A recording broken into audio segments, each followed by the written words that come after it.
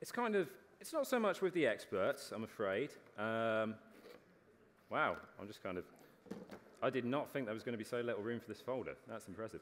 But yeah, so essentially, just in case any of you missed the sort of introduction, actually, I'll just wait for, there's some people going out, I'll let them leave, you know, they're going to miss out on something that's obviously spectacular and brilliant and wonderful and all that. We'll just let them leave so that the noise goes down and things like that, which is good. Okay, everyone? Is everyone ready to go? We all ready to go? Oh, they're going as well, sorry. Well, honestly, makes things easier for me, I guess. But so just in case you missed out on the introduction, in case you missed out on anything that I was saying or what people were saying about me, I'm George Osborn. I'm working at Still Media as an events editor, mostly for PocketGamer.biz.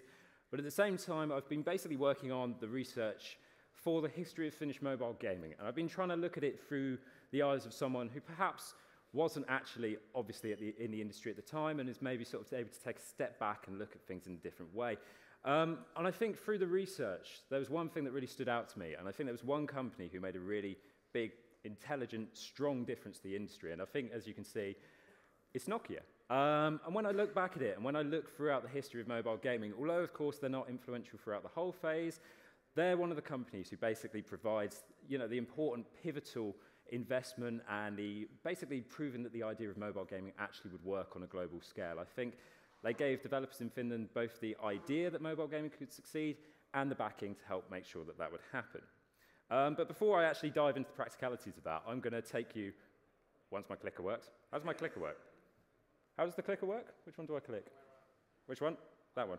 Ah, there we go, putting the clicker the wrong way up. So anyway, I'm going to take a brief diversion to the 1400s, because hey, that's how I roll. So this is the Patsy Chapel, and this is in Florence. It was built in the mid-1400s by the Patsy family to act as both a place to learn, as a place to go and pray, and as a place for the family to be buried. Now, it might seem like a bit of a strange place for me to be going, but the idea behind this is Renaissance patronage, and the idea behind that is essentially that these people would have a practical purpose in mind, that they would go and build a building, but that they would go and embellish it with certain things, certain elements to make sure that it looked better and to make sure that it increased their own personal status. And as you can see on this is considered one of the archetypal Renaissance designs, and it was designed by the architect who built the dome in Florence, so that was Brunelleschi.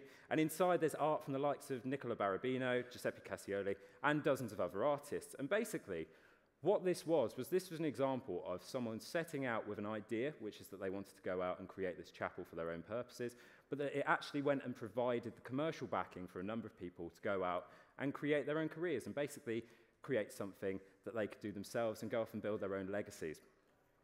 And that's what brings me to Nokia.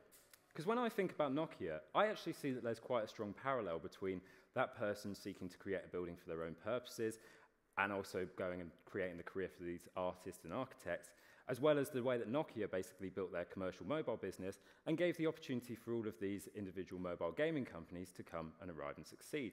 I mean, if you think about Nokia's history, like in the 1980s, they were making TVs, they were making computer monitors, they were even making rubber. I mean, hey, you know, I don't think any of the other companies operating today can say that they made tyres at any point, so fair play to Nokia on that count. And essentially when they came into mobile, it was about that they had essentially created the European browsing standard in the 1980s, so that was GSM, and they went and built their handset business as a result of that. And Snake, while they ended up obviously releasing that in 1997, and it went on to be on 300 million devices and was embedded upon that, the original reason why it was designed by Taneli Armento was essentially to act as a demo for infrared functionality. So in the same way that the Patsys hired these architects and these painters, not in the sole purpose of creating art, but in the purpose of supporting their own individual aims, Nokia managed to have this individual game which actually showed off their functionality, but then opened up this whole new idea, this whole new, perhaps, concept that they could go into. And that concept basically ended up being mobile gaming. So, you know, basically, when a Nokia ended up coming up, they realized that gaming could be something that was very important to them. It could be something that they could really build off. And the Finnish scene was particularly well suited to actually taking advantage of that. And the reason was, this is basically, you know, this is from Assembly, which is one of the major demo scening things. And as you can see, this is basically a hub for talent, and talent who are perfectly suited to creating these fantastic mobile experiences. Because as we were talking about a moment ago, the demo scene essentially encouraged people to go out and eke the most out of devices possible, that they could go and do something really cool with a PC, or go and show that they could make a game using a pocket calculator. And it's that kind of mentality that basically helped to forge this industry by basically providing people with the necessary skills to create fantastic mobile games. So Nokia had that advantage, and they obviously had this idea: here's a game that's been successful, it's helped create this cultural movement, people loved Snake, and it created this fantastic level of interest, and they had the talent that they could basically take hold of. And so what Nokia started doing was it essentially started to invest straight into that talent. And it did it in two particular ways. The first way was basically by supporting developers by actually allowing them to be on their decks, to be actually included with devices. And a number of companies benefited from that, including Mr. Good Living, Sumer, Digital Chocolate, and many more. They basically benefited from having their games on Nokia devices and basically placed into the hands of users. It's that distribution issue that I guess they managed to circumvent. But beyond that, Nokia's other main area to contribute was in investment. And as we briefly mentioned, the Ngage is perhaps the best example of that. Now, Nokia were also involved in the investment in Riot, and obviously that didn't go quite as well as they were probably hoping. But the Ngage was the area where Nokia attempted to really try and, I guess, redefine the boundaries of mobile gaming. And okay, let's be honest, it wasn't really a success. You know, the portrait screen wasn't great. The need to hold the phone like a taco in the original release was ridiculous. The fact you had to remove that battery just to put a game in, I mean, come on. You know, everyone had a Game Boy Advance at that point. You could just slot the game straight in. Why would you bother? And then just the price tag, which at the time was probably a bit out of the reach of what most consumers were expecting, essentially killed the Ngage at birth. And when it came out, it didn't succeed. And as it basically went on, it evolved into a gaming platform and eventually was phased out of the company in 2009, roughly around the time that Nokia started to really make significant layoffs as a result of their business declining. But you know, it's easy to say that. It's easy to say that the Ngage was a failure, and that's what everyone says. But in my opinion, the Ngage was essentially, it was the Patsy Chapel for Nokia. It was their equivalent of that. And the reason why I say that is because of the significant amount of support they threw behind the handset. Now, I apologize in advance for this incredibly grainy screenshot of Pathways of Glory by Redlinks, but they're one of the few developers who essentially benefited from Nokia's move into the Ngage. So what they basically were able to do was able to receive investment to help them make the game, a platform in which to distribute it, and they went and created one of the big hits. And that's a good example of basically how Nokia worked. They helped to sustain these studios as they were getting started. They helped to give them the kickoff, to get them started. And they weren't the only company, Redlinks, to benefit from that. Relude Studios, who went on to be Rovio, were another, and a company called Bugbear, which Jussi worked for, Jussi Larkinen of, now of Amplify. Those were examples of companies who benefited from this funding.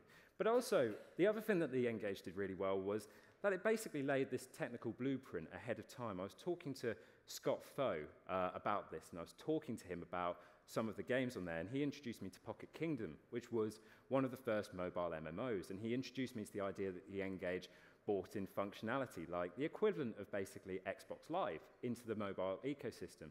And so although it didn't succeed, it laid this foundation for these really fantastic ideas that would become part of mobile gaming today. So the idea of being connected. So of course, we might not have Xbox Live, but we definitely do have Game Center. We expect high quality experiences, the kind that Nokia were hoping to create with the Ngage. And just in general, they really helped to raise the standards within the industry.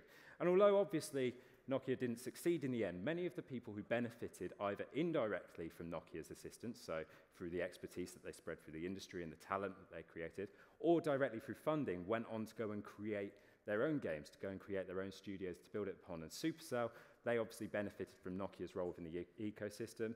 Rovio, as we found out, one of their first games was created within the assembly thing, but they were kept going during their earlier phase when things were perhaps a little bit more difficult by Nokia's funding.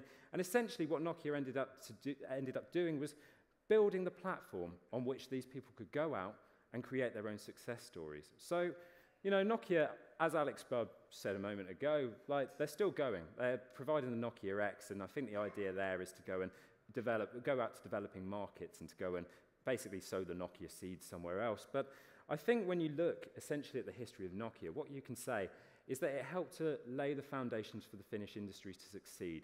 Now, of course, in the moment where the Finnish industry perhaps succeeded the most, the iPhone era, that was the era when perhaps the developers led the way more. But those developers perhaps would never have gotten there without the help from Nokia in terms of investment, in terms of the increased experience they got, and just in terms of just the general factor of working within these high-quality areas. So, as I said, my thought on Nokia is that, like these Renaissance patrons, they basically help to prop up these artists and creatives by basically saying they fit into our commercial strategy, they fit into our corporate strategy. And although they may not have, say, like the Patsy family, endured as a legacy forever, their role within creating the Finnish industry, I think it's not disputed. And I think without them, the industry that we'd see today would be very different. And that's about it. There we go. Hooray!